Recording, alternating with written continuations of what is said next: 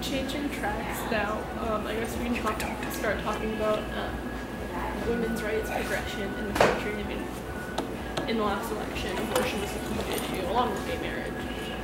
But I mean, birth control, abortion, all that stuff's been brought up, and people are arguing about like what's a woman's right to her body, what's not. And religion's her been, body is a woman's right. It's been a huge thing. I mean, religion's been brought into it. So I mean, what's your kind of take on the recent, issues that have been put in the public eye? I'm relatively ignorant on the current events on this. I can just speak generally. I mean, there's been most of it's been focused on abortion and birth control, like what a woman's rights to her body and the baby's rights to its life are. Considering it's technically not alive, and even though they say it is, it's not, because it's not legally alive yet, so it doesn't have any legal rights. Well, I mean, in regards to legality, something's legal, we decide what is law based on what is real.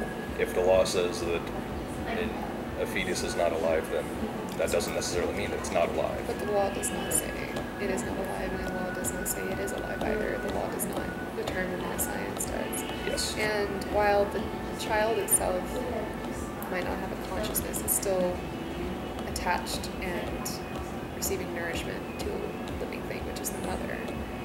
And I don't know, I'm kind of on the fence about it. I am pro-life, but that doesn't mean I'm not pro-choice. Yes. Like, I believe that, you do what you're going to do, and I don't think it should be illegal, because if it's illegal, women are going to find a way to do it anyway. I mean, people were throwing themselves downstairs and using knitting needles. And why not have it legal to where it is a clinical procedure where the chances of, that woman still surviving are much higher. And the health of the mother is, in my opinion, always the highest priority when it comes to abortion. Yeah. Like, I think there's plenty of people who don't want to but have to for whatever reason, or complications that are just being. Whether that's the majority or not, I don't know. like I'm not kids, sure it matters. It is a factor, because I know that there's been people that will have to go in when people are picketing, and it just makes everything so much worse because of that. And it's like they don't understand that there's lots of different things. It's not just, we're having unprotected sex. I'm pregnant, I need to go get an abortion. That's not what's I'm going to go have this extremely invasive, very expensive procedure. Exactly. Yay. And that's I mean, the from thing. what I understand, having an abortion is not pleasant in any way, shape, or form during or after. And Mentally, it's still there too. Psychological issues, all these moral issues that deal with, like there are therapy groups designated for post-abortion. if it gets legalized, it doesn't mean everyone's going to go get an abortion. Like, why would you want to do that to yourself unless you felt like you had no other option? And when women are backed into corners, and when anyone is backed into a corner, they're going to get desperate, and they're going to do something desperate. Yep. So why not give them the options of birth control and abortion? I think sex ed really needs to be addressed when it comes to the things leading up to it. Yeah, abstinence only doesn't work, and neither does just not talking about it. And even at a college age, I feel like there needs to be better sex ed programs. Like, why can't there be, we have to take alcohol EDU. Why don't we take, a sexual harassment and basic. Oh, they kind of touch on that in orientation. In jobs too. Yeah. No, they don't really. They make you take EEOO or whatever it's called. Yeah, that. If you're gonna get a job, but if you're just gonna be a student, there's no. They have. I mean, you're paying the government. I feel like they should at least give you what they view on it. I've heard the argument before that there should be some type of sex EDU along with alcohol EDU, because if you're gonna teach you about alcohol, sometimes they go hand in hand. Yeah. There's overlap here, I'm not going to lie. And I don't think they touch on, I don't remember touching on sex at all. Well, Texas Tech having the reputation of radar rash, you'd think that it would be something addressed. And they should also offer a free STD test and stuff every semester as part of your tuition. It's optional, of course. You don't have to do it. But Yeah. It seems like somebody forcing you to pay for something that you aren't it can just be necessarily part going of to your. need. It can just be part of your student health services package. Yeah, they already have have some people. things. They already have people paying for different aspects of student services. Other people's, counseling or whatever. Other people's all this different stuff. Yeah, like just So- because you don't use the rec doesn't mean you're not paying for other people. Yeah, because you are. You're paying. Everyone pays for the rec. You're paying for the library even though you don't use it. Like for everything Use else. the library. I'm just Saying giving a I'm not generic educated. you.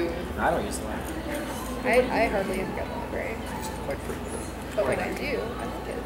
I'm glad that it's on my tuition. But Do you think the emergence of, feminism was a big thing back in like the 70s and like the 60s, the whole hippie, let's not wear bras type thing. But now it's emerging in a whole different way. Like it's, now it's in terms of women in business. Yeah, Was like it social fourth media wave is being. What? Fourth wave feminism or something. I don't Yeah, know. social It media started is a early huge part of 1900s. it, and now women are getting involved in the government. 1800s, late Abortion 1800s. and all that is obviously an issue. But what do you think of feminism? Do you think it's a good thing or a bad thing? I think it's great. I mean, anyone can be extreme in their beliefs, and that's where we get the term feminazi, which I think is incredibly insulting. But, some people are going to be really gung-ho about their beliefs, and yeah, it's going to rub people the wrong way. But feminism, at the core of what feminism is, in reality, everyone should be a feminist. Because if you are a husband or a son or anything, even if you hate your mother or your wife or whatever, you still partake in feminism. I think and you're exactly right, and it is at its heart an equality issue. It's not about putting women ahead of men or anything. It's about we are equal halves of the same damn species. We should be treating ourselves and each other that way. And even if you want to pull beliefs into it, I think, for instance, Christianity is kind of hypocritical when it comes to feminism, because there's the whole Eve was created from Adam, therefore she must serve him. But then there's the counter idea of Eve was supposed to have been created out of one of Adam's ribs, and therefore she is a part of him.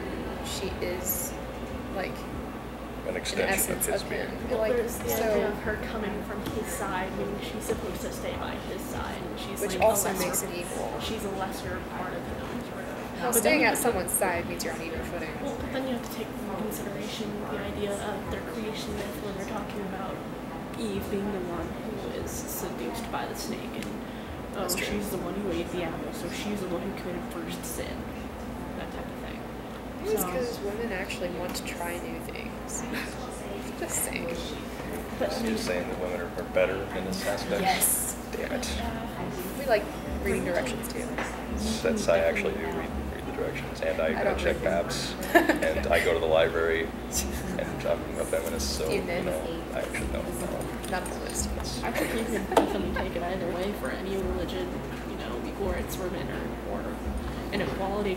Do you think that there is present inequality in America when it comes to women versus men? Socially, hell yeah.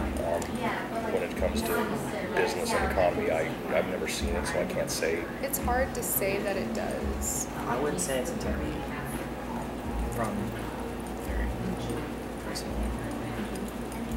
I'm trans, so I don't know if you two know that, but yeah. I do that because just because I do that. So I've lived it on both ends, so I really understand. How long have you been trans? Have you I've been transitioning since last year. Okay, so you Yeah. were very recently, or you're very familiar with yeah, because you're old enough to remember those kinds of things. That's what I mean. Yeah. And so I mean, it's something that I've dealt with firsthand because I've understood and seen the differences in how basically guys would treat women, and then I'll understand both sides of it.